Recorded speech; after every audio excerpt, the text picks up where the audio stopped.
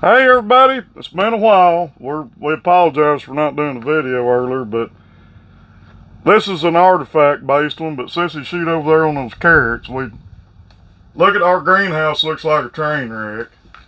But it was so hot, we decided to skip a fall crop and just go to early spring because the last 2 years we've had severe winter weather and we've lost two really good fall crops, well, with the exception of the potatoes.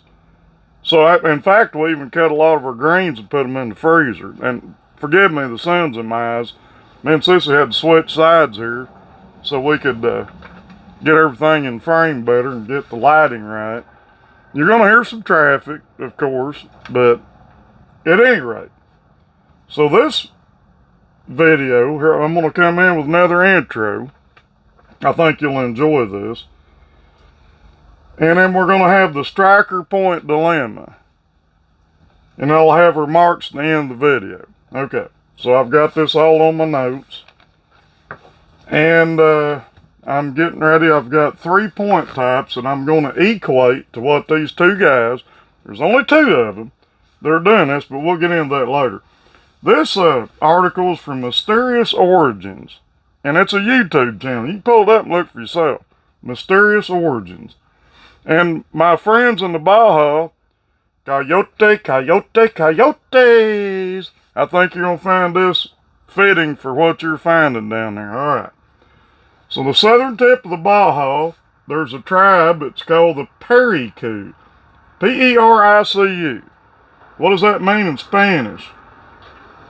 It means parakeet. They had a dissimilar language with other tribes, and I'll go ahead and read this to you. Southern tip of the Baja, the Pericu tribes, they were a seafaring tribe that lived primarily on a seafood diet. Why wouldn't you? Every time the Coyote Airheads finds a lot of their points and tools are right there in shell middens.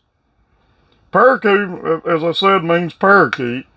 And the Iduyas people with a different language, I hope I pronounced that right, have a genome and genetic testing that has proven these people were Polynesian descent. They came all the way across the Pacific. So there's 2 or 3 other videos out there right now that are emphasizing that the Americas could have been populated from north and south simultaneously. I don't doubt it. It's going to be interesting to see how this goes. Okay, so let's get into this Stryker Ppint dilemma, shall we? The last 2 years at the Artifact Show in Tulsa, Donnie Replogle Show, these two young men have pumped this out here 2 years in a row. And they got people believing it. Well, guess what? Last year, we had a father that brought his son up, and he had this point, and he says, "Hey, what is this?" I said, "I know exactly what it is." He said, "What is it?" I said, "It's Pelican Lake." He goes, "Well, them two guys down here told us it was Stryker Ppint." I said, "There's no such thing. It doesn't exist. There's no such thing." So I don't know if they're on a mission to make themselves famous or something or whatever. Look, I want you in the archaeological community. I want you to come to the show, guys, but quit lying to people. You don't know what you're talking about, and I'm going to prove it down here just later, but here we go. So this is what they're calling Stryker Ppint. And I put it on them. I said, no, they said, no, that's not it. Edgewood. Well, they're claiming this is a Stryker. And we're going to go through this pretty quick because there's no need of going into the age and culture affiliation and all that. And here's the other one. This is the one the young man brought us, and I papered it for him. His point, what did it look like, honey? About like that? That one. Yeah, that one. And his dad was just grateful, and for $25, we papered it for him, and well, it could have been like this one, honey. Was it more like No. Wasn't like that, was it? Yeah, I think it's more like this one. But at any rate, we got that cleared up. They were happy. We were happy. And I told them, I said, don't go down there and talk to those guys.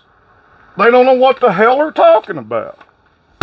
Seriously, they don't got a clue. So here's one more. Here's one more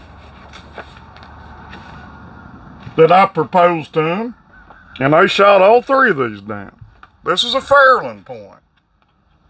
Anything that's got flaring barbs, that's corner knots, they claim it's a Stryker point. They don't know what the H they're talking about. And where do they come up with this stuff? And Donnie's tired of it. I'm tired of it. I talked to Adam, that attended the show. Adam, damn it, can't recall his last name right off. Adam, you know who I'm talking about you. And he says, no, I've never heard of it. So what did I do? Hang on, we gotta let this noise get by. Got a four-wheeler coming by. So what did I do? So I can back myself up without looking like a total fool. I got a hold of Lee Ppint. At the University of Oklahoma, noted archaeologist, very well known. He said, I've never heard of a Stryker point. There's no such thing. So here we go, guys. Like I said, we're not kicking you out of the archaeological community. If you want to come to the show, come on. But don't lie to people. Just don't do it. It's just ridiculous. I don't know if you're trying to make a name for yourself or what you're doing.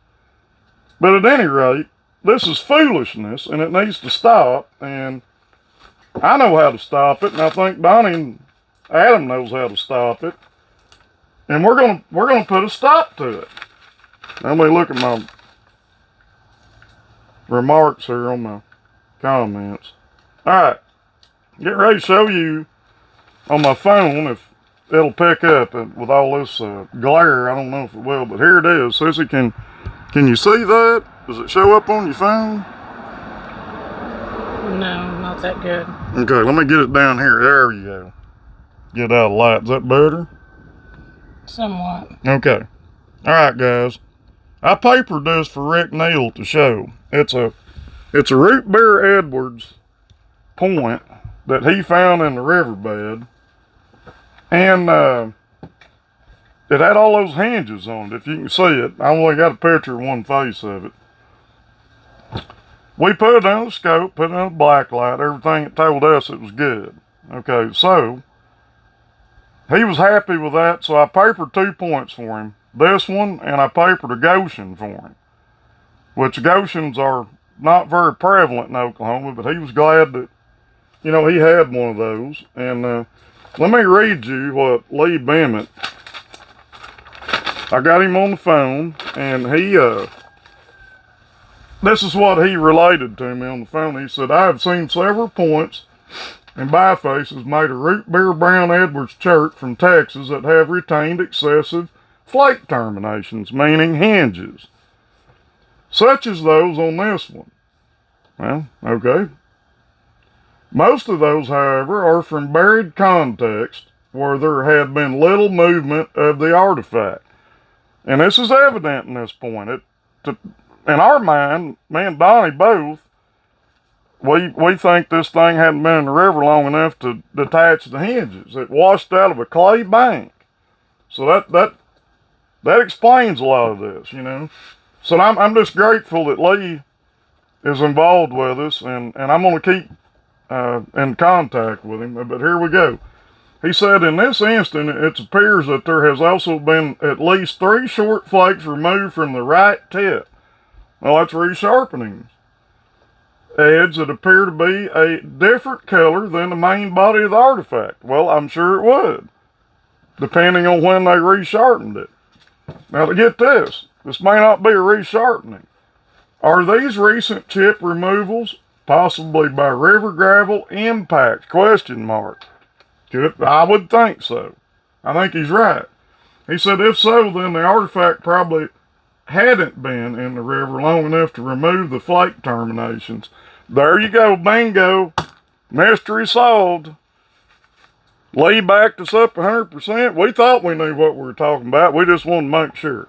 So I appreciate Lee doing that. And I've got another artifact we're going to do a video on later that Adam has. Adam Levine. If I pronounced his last name wrong, I'm sorry. But I think that's how you pronounce his last name. Adam's he's a really sharp guy.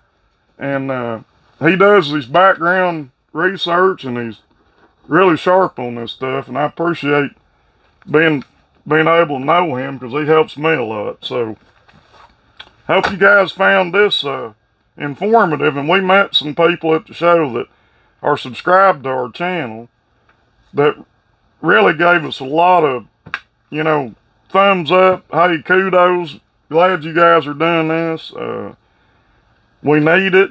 We want more. So I gave you some, and hopefully this next artifact, I don't know what it is. It was found in South Canadian River. But I'm going to send it to Lee Ppint, and I'm at a loss.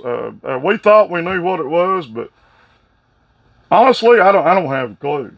And I don't like it when I get skunked or stumped, but hey, I never claimed to be an expert. Anybody that tells you they know everything there is to know about artifacts, you better run backwards. But all right, thanks for tuning in. Hey, y'all give us a thumbs up and subscribe, and we'll see you on the next one.